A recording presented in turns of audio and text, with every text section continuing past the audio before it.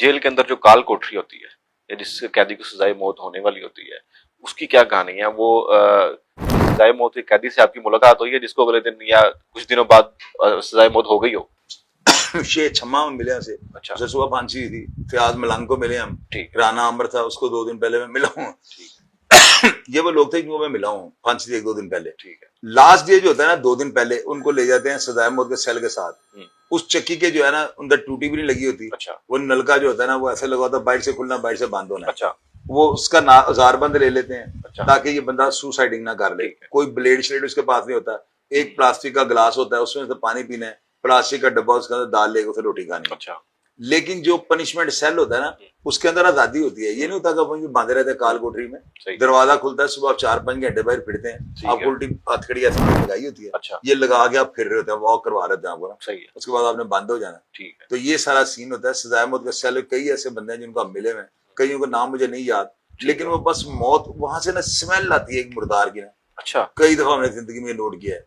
वो वहां पे जो बंदे लटकाए गए हैं आज तक उनके जो है ना उनके जिस्म की जो बदबू है, मैं तो ये कहूंगा कि वो अभी तक वहां पे घूम रही होती है। बड़ी बंदे को महसूस होता है यहाँ पे कुछ हुआ हुआ है। सही हो। इतने खौफनाक ब्लाग होते हैं वो। अच्छा, ये सुबह सुबह की फांसी क्यों देते हैं? इसलिए देते हैं ना, बंदे का पेट खाली होता है। अच्छा। तो जब झटका पड़ता है तो बंदे का उसकी शीट वगैरह बाहर ना निकल आए।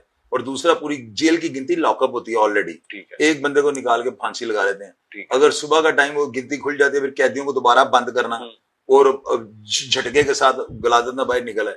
सुबह का टाइम जो है ना बड़ा होता है, सही होता है, इसलिए फजर के टाइम लगाते हैं फांसी। सही हो गया। अच्छा, वो प्रोसीजर थोड़ा सा मुझे बताइएगा आप, कि वो जलाद का क्या काम होता है और जलाद क्या किसी की जान अटक भी जाती है कि वो मर नहीं होता? ये है, एक दिन पहले जो है ना बंदे का वजन हो जाता है। उतने वजन की बोरियां साथ बांध के रस्से को चेक करते हैं। रस्से 2 होते हैं। मनीला से ये रेशम आता है जिसका ये रस्सा बनता है। वो इसलिए लगाते हैं कि रेशम के साथ बंदे को फांसी देना तो चुटकी नहीं भरी जाएगी, इसको दर्द नहीं होगी। क्या इनकी हम दर्दी है कि फांसी देते हुए इसकी चीख ना निकले, इसको दर्द ना हो। तो वो जो मनीला के जो है ना वो रस्से होते हैं, 2 रस्से लटकाए होते हैं इन्होंने। एक दिन पहले वजन हो जाता है, रस्से की रेसल हो जाती है, उसके ऊपर उसका सारा वेट लिख देते हैं। फिर जब सुबह उसको निकाल के लाते हैं, वहां पे जलाद खड़ा होता है।